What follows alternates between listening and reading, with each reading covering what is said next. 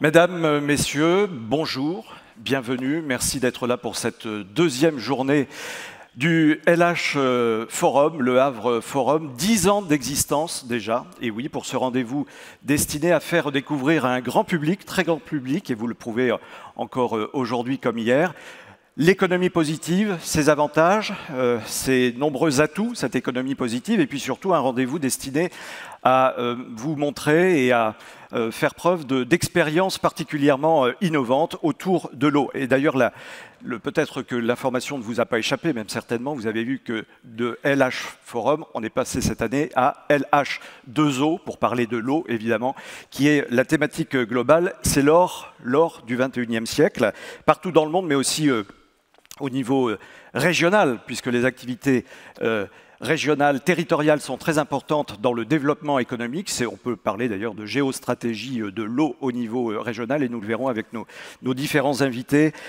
autour de ces tables rondes aujourd'hui. L'économie bleue qui passe par l'axe Seine, ça c'est vraiment notre axe de travail aussi aujourd'hui.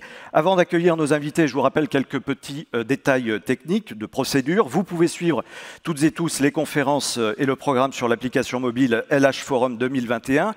Il y a aussi, et là le mot est très important, l'océan de création. C'est un espace de présentation, d'exposition avec des vidéos, des maquettes, des solutions innovantes qui seront présentes pendant 2 jours dans le hall du volcan. Donc n'hésitez pas à vous y rendre. Et puis il y a les navires du futur, au projet sélectionnés dans le cadre de Challenge Innovation organisé par la Transat Jacques Vabre. Les innovations maritimes y seront mises évidemment à l'honneur. Je vous inviterai également à découvrir le Forum des métiers du maritime. Alors ça, c'est de 11h à 16h dans le FITS Collège, lycéens, étudiants, parents, professionnels de l'orientation. Vous êtes toutes et tous concernés, donc vous allez pouvoir vous rencontrer et échanger avec des professionnels du secteur maritime. Et puis bien sûr, le traditionnel Conseil des jeunes, ça c'est un autre temps fort, un moment fort du LH Forum chaque année. Moteur déterminant de l'économie positive, on en parlait tout à l'heure, la parole des jeunes qui s'impose désormais pour tous nos forums. Il y aura notamment 3 étudiants Sciences Po, Le Havre, de l'Université du Havre, bien sûr, qui seront présents sur les différentes tables rondes de la journée. Voilà pour ce mot d'introduction. Merci encore une fois d'être avec nous. J'accueille tout de suite ma consoeur du Figaro, Marie Viseau, et son invité, le directeur général d'Aropa Port. Là, on rentre directement dans le sujet. Marie, c'est à toi. Bonjour à tous. Ravi de vous retrouver pour cette deuxième journée du LH2O Forum. Cette journée qui va une nouvelle fois être riche, hein, Emmanuel vous le disait à l'instant, toujours centrée sur la planète bleue et l'activité économique maritime qui s'y développe. Alors aujourd'hui, nous allons parler plus spécifiquement de l'axe Seine et de la richesse de ce territoire qui relie la terre à la mer, et c'est Stéphane Raison. Bonjour Stéphane et bienvenue, le directeur général d'Aropa, qui est le résultat de la fusion des ports du Havre, de Rouen et de Paris, qui est là pour introduire cette journée avec nous, avec vous.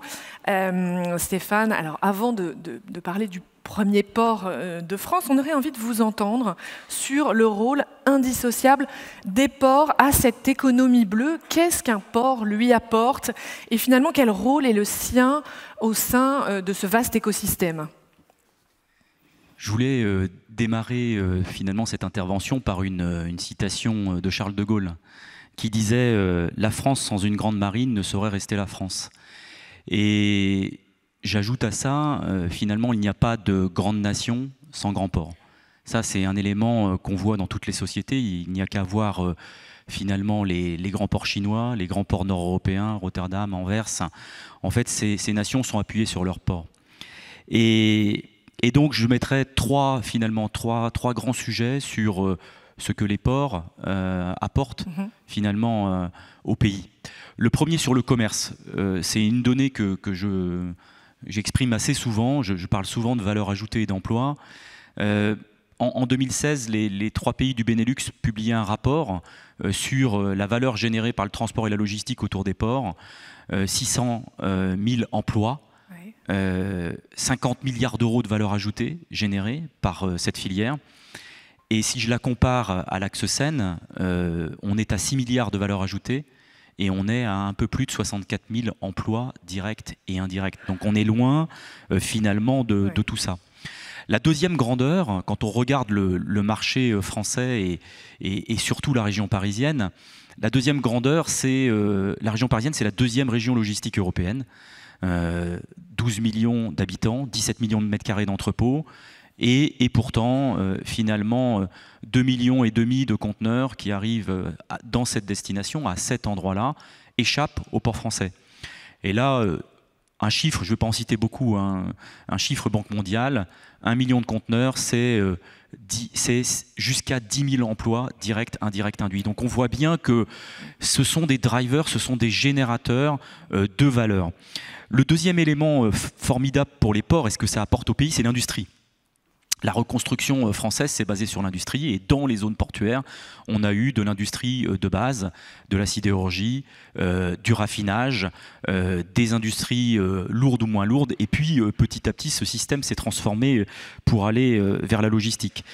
Et un enjeu par rapport en tout cas à Europa et un enjeu d'avenir pour tous les ports, c'est la décarbonation. Sur l'axe Seine, 9 millions de tonnes de CO2 émises chaque année, 9 millions de tonnes de CO2 industriel, troisième pôle de production de CO2 en France. On voit bien que ces industries-là passeront le 21e siècle si on arrive à traiter le problème du CO2 et donc à respecter l'accord de Paris. Et enfin, dernière chose non des moindres, imaginez finalement la crise sanitaire sans les ports. Quand on parlait des masques, quand on parlait des produits de traitement, les ports ont tenu. Les ports, ils ont été là, hein, tous les ports français, pendant cette période. Donc c'est éminemment important d'avoir un réseau de ports qui finalement sert l'économie du pays.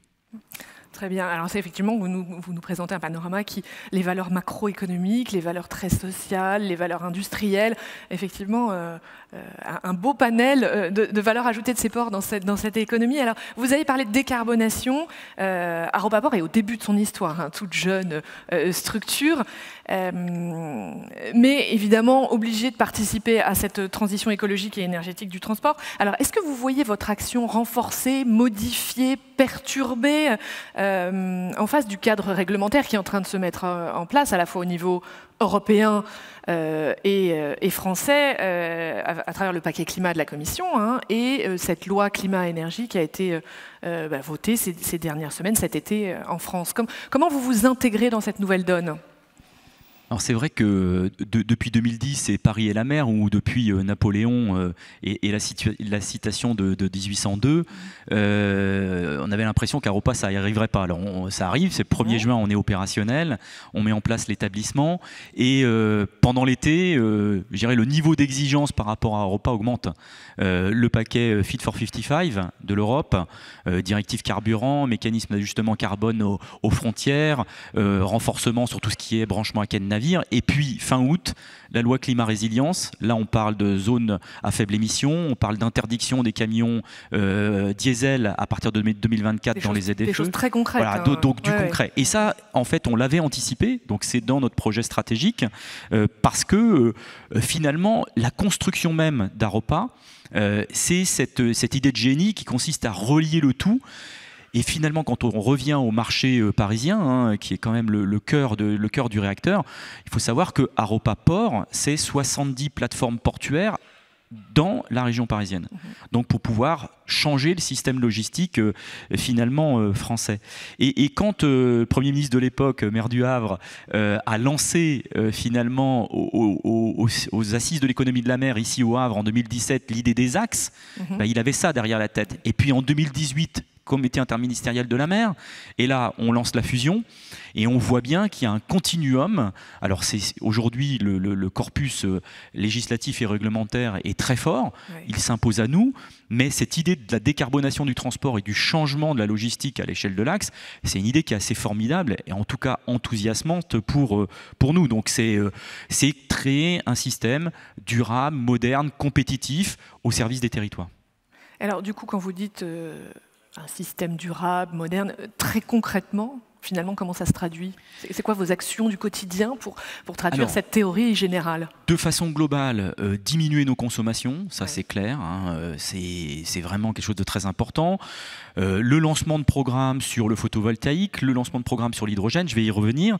De la reconversion du port sur le port, c'est-à-dire ne pas consommer d'espaces naturels complémentaires, mais essayer au maximum de réutiliser des espaces existants. Alors ça paraît évident quand vous le dites, mais est-ce que pour vous c'est une contrainte ? Est-ce que ça a des coûts ? Est-ce que vous l'intégrez dans votre stratégie et finalement ça passe comme ça? Alors, c'est dans notre ADN, hein. C'est rentré dans notre ADN. Trois axes, transition écologique, transition numérique, multimodalité. Ouais. Hein, on rabâche ça tous les jours. Et puis, voilà, je vais citer 3 éléments concrets. Électrification des navires. On a eu notre 3e paquebot de retour au Havre cette semaine. Il était là hier, vous l'avez vu. Hein. Donc, en 2023, branchement à quai navire sur la croisière. Toute la pointe de Floride entre 2023 et 2024. Le réseau des bornes électriques et eau sur toute la vallée de la Seine. 78 bornes installées dans les 2 ans qui viennent. Et après, le conteneur, Port 2000, l'électrification à quai des navires. Ça, c'est le premier paquet sur l'électrification et pour moi, il est vraiment extrêmement important. Deuxième paquet, le renouveau de l'industrie. Le pôle Siemens Gamesa, aujourd'hui au Havre, c'est une réalité. Inauguration bientôt. Là, ils sont en travaux. On va fournir les parcs français, sauf un qui a déjà été lancé. Et c'est extrêmement important de voir que les ports participent à cette transformation avec l'éolien offshore. 126 millions d'euros portés par le port, par la région, par le Havre Seine Métropole, la ville du Havre, la CCI. Donc tout ça, c'est du concret. Ne pas oublier notre hub d'écologie industrielle, d'économie circulaire, là aussi fondamental, comment on connecte les entreprises les unes aux autres. Et puis, un mot sur l'hydrogène, puisque l'hydrogène est un élément important et complémentaire de ce que l'on fait aujourd'hui sur tout ce qui est nouveaux carburants. On parle beaucoup de GNL, de IGNL, de méthanol, d'ammoniac, etc. Donc sur l'hydrogène, un certain nombre de projets, une usine à Notre-Dame de Gravenchon qui est quasiment en phase préparatoire de travaux, un nouveau projet à l'amont de Paris, une méga usine là aussi de production d'hydrogène à l'amont de Paris, le projet du Havre, Dynamics, avec la CIM, EDF, justement pour pouvoir avoir des démonstrateurs sur la production d'hydrogène. Donc du concret, des éléments extrêmement précis, extrêmement proches des territoires. Moi, ce que je voulais dire, c'est que ça se fait pas tout seul. Ça se fait dans une équipe de France. Aropa Port, c'est le premier port de France. Et donc, on construit l'équipe pour faire gagner finalement la France portuaire.